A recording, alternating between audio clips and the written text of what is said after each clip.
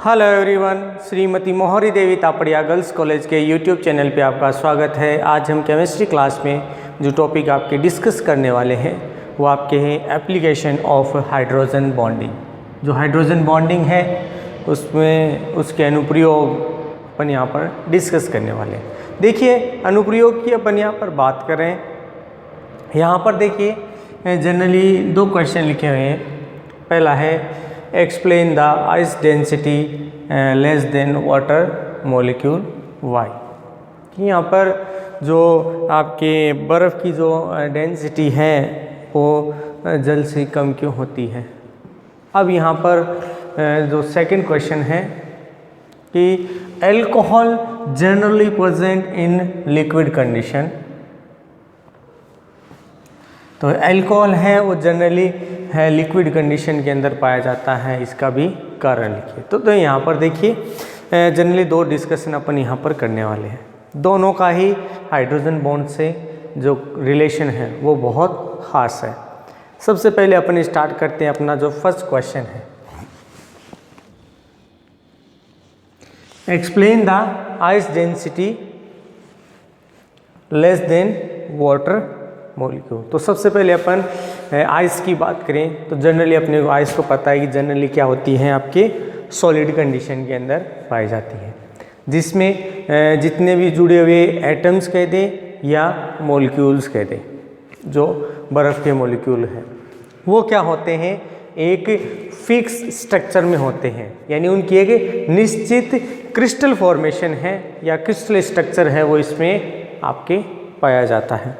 और साथ में बात करें कि यहाँ पर ऑक्सीजन के साथ जो 4 हाइड्रोजन एटम हैं वो इस प्रकार व्यवस्थित होते हैं कि उनके द्वारा जो है वो चतुष्फल की संरचना यहाँ पर बनाई जाती है।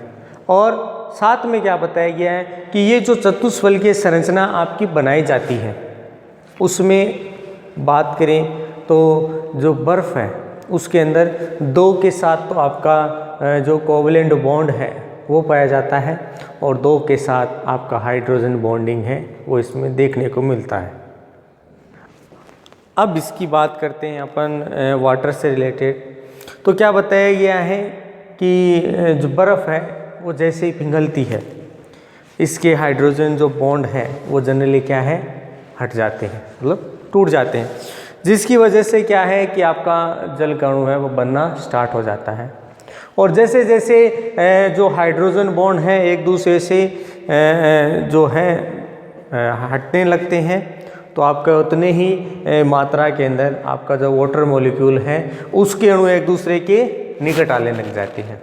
जैसे जैसे अणु के निकट आए जाएंगे जल का जो आयतन है वो क्या हो जाता है, सॉरी जो बर्फ़ का आयतन है वो लगभग क्या होता है, घट जाता है। और इसके कारण जो बर्फ़ का घनत्व है वो क्या हो जाता है, आपका कम हो जाता है, जबकि जो जल का घनत्व है वो क्या हो जाता है, बढ़ने लग जाता है। तो अब देखिए इसको अपन किस तरह से एक्सप्लेन कर सकते हैं कि यहाँ पर H2O के अंदर भी बात करें, इसमें भी हाइड्रोजन बॉन्ड है और आपकी आइस है इसमें भी हाइड्रोजन बॉन्ड है।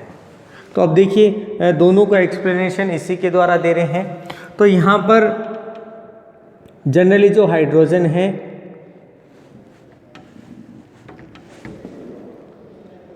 दो के साथ तो क्या बना रहा है, जो वाटर मॉलिक्यूल ही है इसमें भी तो सहसंयोजक बंध बना, और 2 के साथ इस तरह से आपका जो आपके हाइड्रोजन बॉन्ड है वो बना रहा है।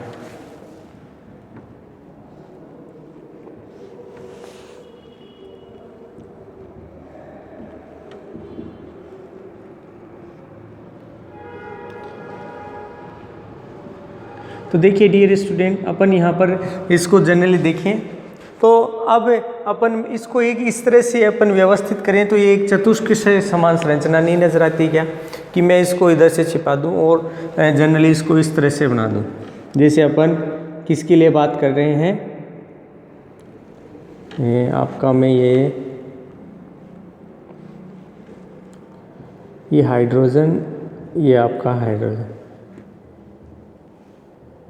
या इस तरह से व्यवस्थित हो, या फिर ये इस तरह से भी हो जैसे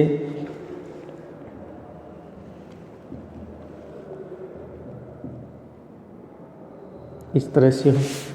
तो यहाँ पर क्या है कि यहाँ पर हाइड्रोजन बॉन्ड तो है, फॉर्मेशन किया जाता है और किस तरह से व्यवस्थित करते हैं, ये एक चतुष्क फलकीय संरचना है, इसके द्वारा बनाई जाती है। और मुख्य संरचना अपने को पता है कि भाई ये इस तरह से होती है, तो कैसी हो जाती है, बैंड स्ट्रक्चर। तो यहाँ पर क्या है कि जनरली 2 के साथ सहसंयोजक बंध और 2 के साथ हाइड्रोजन बॉन्डिंग है वो इसमें पाई जाती है, जिससे क्या बताया गया है, इनकी फिक्स स्ट्रक्चर होती है, एक क्रिस्टल फॉर्मेशन इसमें पाया जाता है। अब उसकी वजह से क्या है कि ये एक अपन कहें कि जो पोर्स स्ट्रक्चर है उसका निर्माण होता है, सरंध्र संरचना है, या अपन कहेंगे ओपन सरंध्र संरचना बन जाती है, ओपन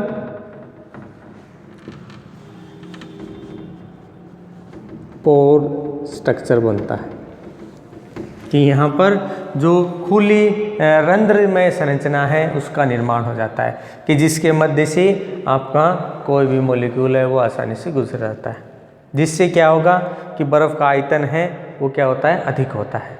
लेकिन जैसे जैसे बर्फ़ पिघलना स्टार्ट होती है आपकी ये स्ट्रक्चर टूटने लग जाती है, हाइड्रोजन बंध टूटने लग जाती है, और हाइड्रोजन बंध टूटने के फलस्वरूप जो वाटर मॉलिक्यूल है उसके अणु एक दूसरे के निकट आते हैं, और जैसे जैसे वाटर मॉलिक्यूल एक दूसरे के निकट आते चले जाएंगे, जो वाटर है उसका आयतन बढ़ जाएगा। जबकि यहाँ पर बात करें जो बर्फ़ है उसका घनत्व क्या होगा, कम हो जाएगा। तो यहाँ पर जनरली क्या बताया गया, बर्फ़ का घनत्व कम हो जाता है जबकि जल का घनत्व बढ़ जाता है, और इसी की वजह से जो है इसमें जो घनत्व है वो आपके इस रूप में पाया जाता है। इसी तरह से कई बार इसी कंसेप्ट को घुमाकर पूछा जाता है कि जो बर्फ़ है वो जल में फ्लोटिंग करती है, तैरती है,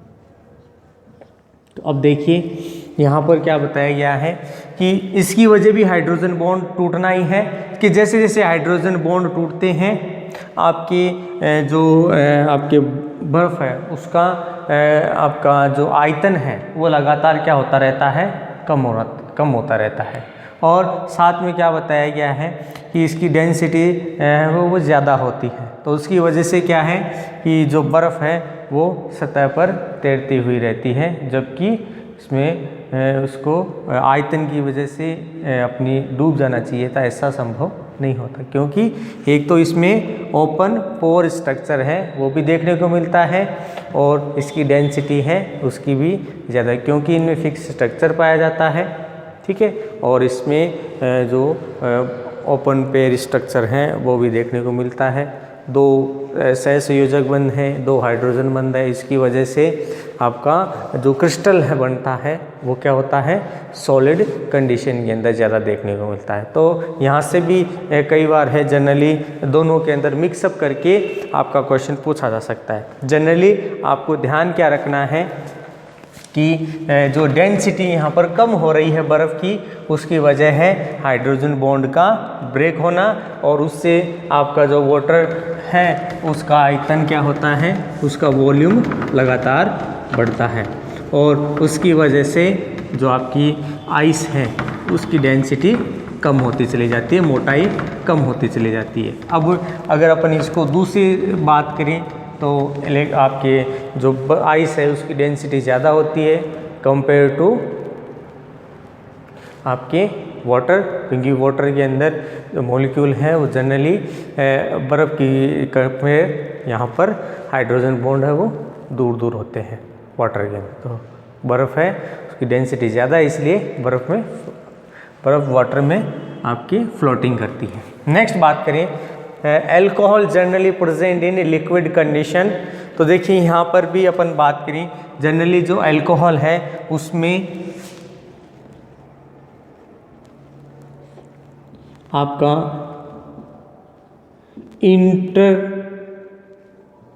मॉलिक्यूलर हाइड्रोजन बॉन्ड ये इसमें क्या होता है, प्रेजेंट होता है। इसमें ये इंटरमोलिकुलर हाइड्रोजन बंध है वो पाया जाता है, जिसकी वजह से क्या बताया गया है कि यहाँ पर जो वाटर मॉलिक्यूल है वो हाइड्रोजन जो अल्कोहल में उपस्थित हाइड्रोक्सिल वाला ग्रुप है उसके साथ क्या करता है, आसानी से हाइड्रोजन बंध का निर्माण कर लेता है। तो यहाँ पर ये एक दूसरे के साथ इस प्रकार व्यवस्थित होते हैं कि ये किस में आपके चेंज हो जाते हैं, इंटरमोलिकुलर हाइड्रोजन बॉन्ड के अंदर ये चेंज हो जाते हैं। अब देखिए ये जो कंडीशन है इनमें किस तरह से पाई जाएंगी। तो यहाँ पर देखिए अपन बात करते हैं, ये है आपका ROH। अब इसके साथ ये आपका वाटर मॉलिक्यूल वाला, ठीक है।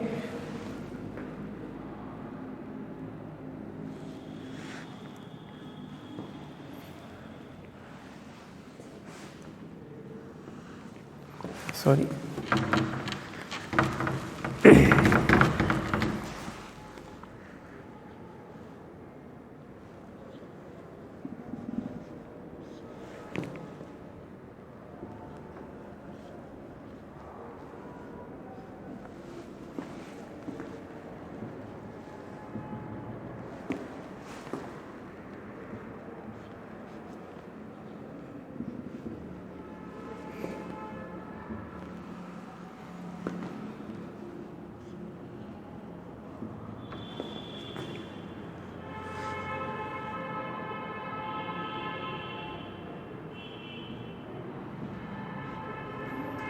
तो यहाँ पर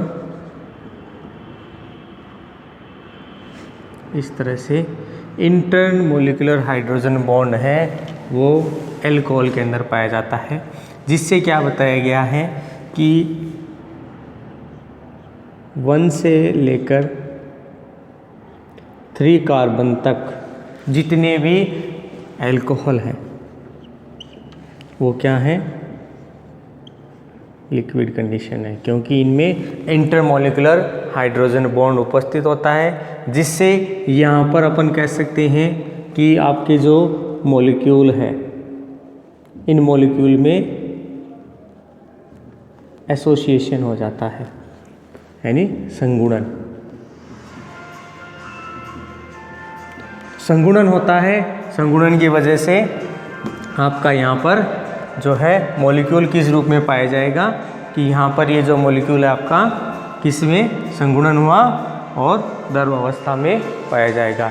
तो I hope you dear student आपको वीडियो पसंद आएगा। वीडियो को लाइक करें, शेयर करें और इससे रिलेटेड जो नोट्स है वो बनाते रहें। और इस वीडियो देखने के लिए धन्यवाद।